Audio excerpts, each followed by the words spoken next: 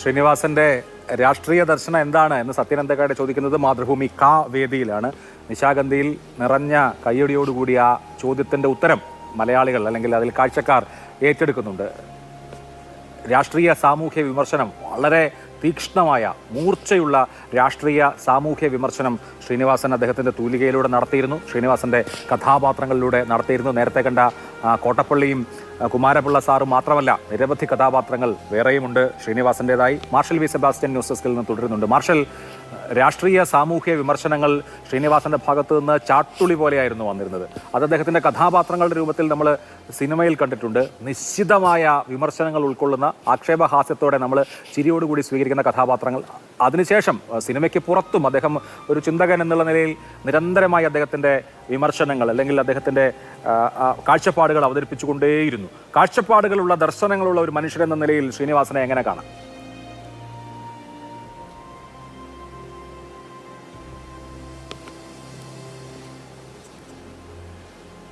Marshal. തീർച്ചയായിട്ടും അഭിലാഷ്, അതായത് കാഴ്ചപ്പാടുകളുള്ള ആളെന്ന് മാത്രമല്ല, ശ്രീനിവാസനെ നമ്മൾ നേരത്തെ അഭിലാഷ് സൂചിപ്പിച്ച പോലെ TP ബാലഗോപാലൻ MA എന്ന് പറയുന്ന ചിത്രത്തിൻ്റെ തിരക്കഥ അദ്ദേഹം നിർമ്മിക്കുന്നു.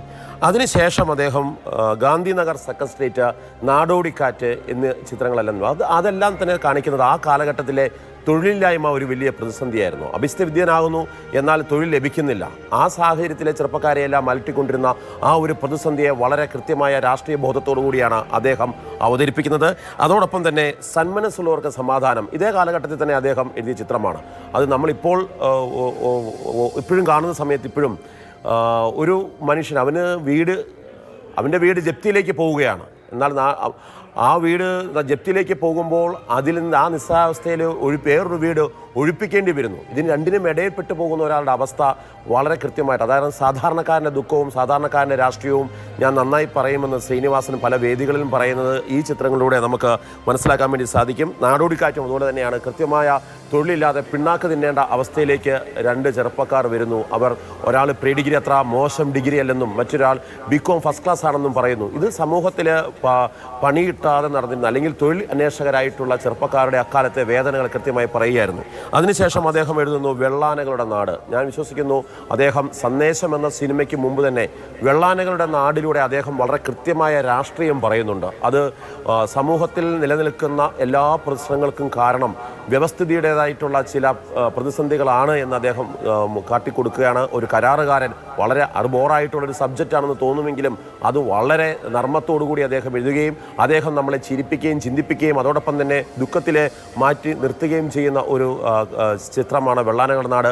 ആ കാലഘട്ടത്തിൽ അന്ന് ഗവൺമെൻറ് കോൺട്രാക്ടർമാരും അതിൽ വരുന്ന കരാറുകാരുടെ അവസ്ഥയുമെല്ലാം വളരെ കൃത്യമായിട്ട് രാഷ്ട്രീയ ബോധത്തോടു കൂടിയാണ് അദ്ദേഹം അവതരിപ്പിച്ചത്. അതിനുശേഷം സന്ദേശം സിനിമയിലേക്ക് എത്തുമ്പോൾ ആ സിനിമയിൽ അദ്ദേഹം അവതരിപ്പിച്ചിട്ടുള്ള കഥാപാത്രങ്ങൾ, ആ പാത്രസൃഷ്ടി എന്ന് പറയുന്നത് ഒരു ഫാൻറ്റസി അല്ല. എനിക്കും അഭിലാഷിനുമൊക്കെ അപ്പുറം ഇപ്പുറം ഇരിക്കുന്ന സാധാരണക്കാരാണ്. കുമാരപിള്ള സാർ എന്ന് പറയുന്ന സഖാവ്, അദ്ദേഹം വളരെ കൃത്യമായി താത്വികമായിട്ട് ഒരു പരാജയത്തെ വിലയിരുത്തുമ്പോൾ ഇന്നും ഇപ്പോഴും നോക്കൂ അഭിലാഷേ, അത്തരം ഒരു കുമാരപിള്ള സാറിനെ നമുക്ക് നമ്മുടെ ചുറ്റും കാണാം. നിങ്ങൾ എന്ത് വന്നാലും നിങ്ങളുടെ മണ്ഡലം പ്രസിഡന്റിനെ സംരക്ഷിക്കണമെന്ന് പറയുന്ന കഥാപാത്രം, ആ കഥാപാത്രവും യശ്വന്ത് സിംഗ് സഹായ് എന്ന് പറയുന്ന ഹൈക്കമാൻഡിൽ നിന്നുള്ള ആൾ വരുമ്പോൾ വിവരമുള്ളവരാരും എൻ്റെ ഈ പാർട്ടിയിൽ ഇല്ലേ എന്ന് ചോദിക്കുന്ന മണ്ഡലം പ്രസിഡന്റ്, ആ മണ്ഡലം പ്രസിഡന്റിനെ ഇപ്പോഴും നമുക്ക് കാണാം. അങ്ങനെ കാലത്തിന് അതീതമായ രീതിയിലേക്ക് ഒരു പാത്രസൃഷ്ടി നടത്തുവാൻ വേണ്ടി അദ്ദേഹത്തിന് സാധിച്ചെങ്കിൽ അത് നേരത്തെ സൂചിപ്പിച്ച പോലെ ദർശനമുള്ള ആളാണ് എന്നതിൻ്റെ അടിസ്ഥാനത്തിൽ കൂടിയാണ്. ഇങ്ങനെ കഥകൾ എഴുതുമ്പോൾ അറബിക്കഥയിലെ മുകുന്ദൻ എന്ന് പറയുന്ന ആ കഥാപാത്രം അത് വളരെ ശക്തമായി തന്നെ വരുന്നുണ്ട്. ആ അറബിക്കഥ എന്ന ചിത്രം കുറെ കൂടി ആധുനികമായ അല്ലെങ്കിൽ കുറെ കൂടി റീസെന്റ് ആയിട്ടുള്ള സിനിമയാണ് ലാൽ ജോസ് സംവിധാനം ചെയ്ത അറബിക്കഥയിലെ മുകുന്ദൻ. എന്നെ ഗൾഫിലേക്കല്ലാതെ ക്യൂബയിലേക്കോ ചൈനയിലേക്കോ അയക്കാൻ പറ്റുമോ എന്ന് ചോദിക്കുന്ന നിഷ്കളങ്കനായ ഒരു കമ്മ്യൂണിസ്റ്റുകാരൻ അതിലുണ്ട്. ഞാൻ നേരത്തെ സൂചിപ്പിച്ച ഒരു ചിത്രമുണ്ട്, അത് ശ്രീനിവാസന്റെ തിരക്കഥയിൽ സത്യനന്ദിക്കാട് സംവിധാനം ചെയ്ത നരേന്ദ്രൻ മകൻ ജയകാന്തൻ വക എന്ന സിനിമയാണ്. കണ്ണൂരിൽ രാഷ്ട്രീയ കൊലപാതകങ്ങളും രാഷ്ട്രീയ അക്രമങ്ങളും ഒക്കെ വളരെ രൂക്ഷമായ ഒരു സമയത്ത് കണ്ണൂരിലെ രാഷ്ട്രീയ അക്രമങ്ങളെ, രാഷ്ട്രീയ സംഘർഷങ്ങളെ കൂടി പരാമർശിക്കുന്ന, അതിനെ ഹാസ്യാത്മകമായി കൈകാര്യം ചെയ്യുന്ന ഒരു സിനിമയായിരുന്നു. വെള്ളാനകളുടെ നാട് ഇവിടെ സൂചിപ്പിക്കുകയുണ്ടായി. ഇങ്ങനെ നമ്മുടെ രാഷ്ട്രീയ സാമൂഹ്യ സന്ദർഭങ്ങളെ നർമ്മത്തിൽ ചാലിച്ച് കുറിക്കുകൊള്ളുന്ന ആക്ഷേപഹാസ്യത്തോടെ തീവ്രമായി അവതരിപ്പിച്ച ചലച്ചിത്രകാരനാണ് വിടവാങ്ങുന്നത്.